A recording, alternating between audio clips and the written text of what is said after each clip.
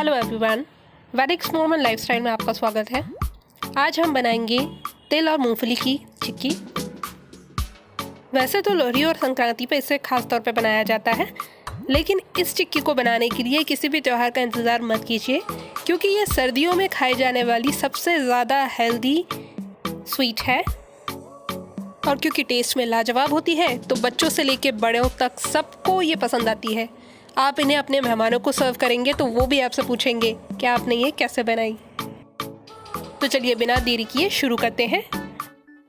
इसे बनाने के लिए हम सबसे पहले एक थाली लेंगे। या तो आप थाली को डायरेक्टली ग्रीस कर लीजिए घी से, या फिर मेरी तरह एक बटर पेपर ले लें और उस पर घी अप्लाई करके इसे ग्रीस करके पहले ही रख लें, क्योंकि चिक्की बन जाने के बाद आपको ज़रा भी टाइम नहीं मिलेगा, इसीलिए इस स्टेप को आप पहले ही करके रख लें। ये देखिए, मैंने बटर पेपर के पूरे सरफेस को घी से ग्रीस करके रख लिया है। अब जब हमारा चिक्की का मिक्सचर तैयार होगा तो हम इसे इस पर डाल देंगे। चिक्की बनाने के लिए हमें चाहिए 1 कप गुड़, तकरीबन आधा कप तिल और आधा कप ही हम लेंगे मूंगफली। अगर आप सिर्फ मूंगफली की चिक्की बना रहे हैं तो आप इसकी जगह 1 कप मूंगफली ले सकते हैं, और अगर सिर्फ तिल की चिक्की बना रहे हैं तो 1 कप तिल ले सकते हैं। रिमेंबर, तिल, मूंगफली और गुड़ का रेशो 1:1 का होना चाहिए। अब सबसे पहले एक कढ़ाई में हम मूंगफली को भून के तैयार कर लेंगे, क्योंकि हमें इसके छिलके अलग करने हैं। इसलिए हम मूंगफलियों को अच्छी तरह से भून लेंगे मीडियम फ्लेम पर। ये देखिए, पीनट्स हमारी भून के तैयार हो गई हैं। अब हम इसे एक टॉवल पर निकाल कर इसके छिलके अलग कर लेंगे।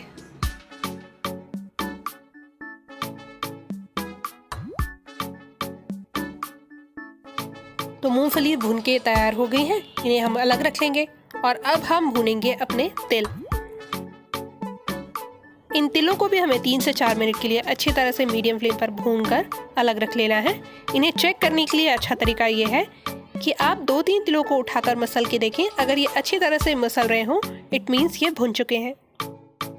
तिल भुन के तैयार हो गए हैं, हम इन्हें एक प्लेट में निकाल लेंगे। अब हम लेंगे एक कढ़ाई और उसमें 1 चम्मच घी डालेंगे। इस दौरान हमें गैस की फ्लेम को मीडियम पे रखना है। और अब हम इसमें डालेंगे गुड़। अब हम गुड़ को मीडियम फ्लेम पर मेल्ट करेंगे और इसके साथ ही कटोरी में पानी लेकर अपने साथ रखेंगे, क्योंकि हमें बार बार गुड़ को चेक करना होगा कि ये सही तरीके से पका है या नहीं। गुड़ मेल्ट होने लगा है और धीरे धीरे इसका कलर भी चेंज होने लगा है। आप देख सकते हैं इसका कलर अभी थोड़ा सा लाइट होने लगा है। ये देखिए, इस तरह से ये गुड़ मेल्ट हो जाएगा। और आपको जैसे ही इस गुड़ में थोड़ा सा झाग सा नजर आने लगे, आप इसकी थोड़ी सी बूंद को पानी में डालकर देखें कि ये सही तरीके से पका है या नहीं। अब आप देख सकते हैं कि गुड़ का कलर काफी चेंज हो चुका है और बबल्स आने लग गए हैं। अब हम इसमें से थोड़ा सा गुड़ इस कटोरी में डाल के देखेंगे। कुछ सेकंड्स बाद हम इसे बाहर निकालेंगे और इस तरह से हाथ पर इस तरह से बॉल में कन्वर्ट करके देखेंगे। ये अभी सॉफ्ट है, बट हार्डली 1 सेकंड के अंदर ये टाइट होकर एक अच्छी सी बॉल में कन्वर्ट हो जाएगा। जैसे कि ग्लास होता है ना, उस तरह से इसका इफेक्ट आ जाएगा।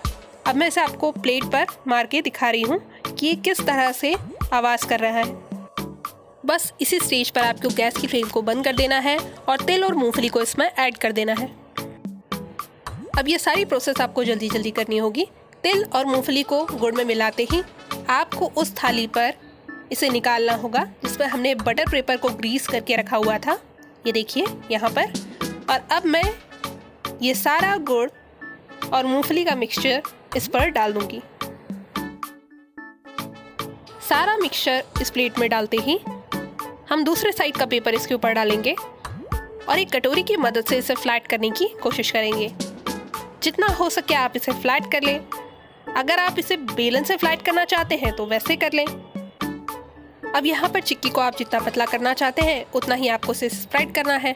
और इस तरह से स्प्रेड करते हुए, प्रेस करते हुए आपको इसे तकरीबन 1.5 घंटे के लिए इसी तरह छोड़ देना है। अगर आप बटर पेपर का यूज़ नहीं कर रहे हैं तो इस कटोरी के तले पर अच्छी तरह से घी लगा लें और फिर उसका यूज़ करें। और अगर आप बेलन का यूज़ कर रहे हैं तो उस पर भी अच्छी तरह से घी लगाने के बाद ही इसे फ्लैट करें। ये देखिए, तकरीबन आधे घंटे बाद मैं इस पेपर को रिमूव कर रही हूँ। आसानी से ये पेपर रिमूव हो गया है और अब मैं इस पे कट मार्क्स लगा दूंगी ताकि जब ये चिक्की पूरी तरह से सूख जाए तो मैं इसे इजीली ब्रेक कर सकूं। अब चिक्की के शेप्स तो कम्प्लीटली आपके ऊपर डिपेंड करते हैं कि आप कितना बड़ा और छोटा इसे रखना चाहते हैं। ये देखिए, मैंने कट मार्क्स लगा दिए हैं और अब मैं तकरीबन 1 घंटे के लिए और इसे इसी तरह छोड़ दूंगी। तकरीबन 1 घंटे बाद मैं इस चिक्की को फिर से चेक कर रही हूँ और ये देखिए, पूरी की पूरी चिक्की इस तरह से कड़क हो चुकी है और अब मैं इसमें से इन पीसेस को अलग करूंगी। ये देखिए, हमारी चिक्की अच्छी तरह से निकल के बाहर आ रही है। ये देखिए, आप देख सकते हैं कितनी अच्छी चिक्की बनके तैयार हो गई है। बस इसी तरह हम सारे पीसेस निकाल लेंगे और अब करेंगे हम अपनी चिक्की को सर्व। तो आइए हम अपनी चिक्की के टेक्सचर को भी चेक कर लेते हैं, कितनी क्रिस्पी और क्रंची बनी है।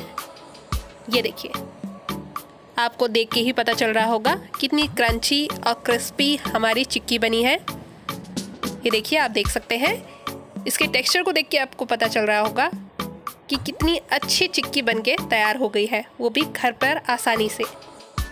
तो इस लोहड़ी और संक्रांति जब मेहमानों को घर पर इनवाइट करेंगे तो उन्हें ये चिक्की ज़रूर सर्व कीजिएगा। अगर ये वीडियो आपको पसंद आई हो तो मेरे चैनल को सब्सक्राइब कर लें और पास दिए गए बेल बटन को प्रेस करके ऑल पे क्लिक करना बिल्कुल ना भूलें। फिर मिलेंगे एक नई रेसिपी के साथ जल्दी। Till then, bye bye.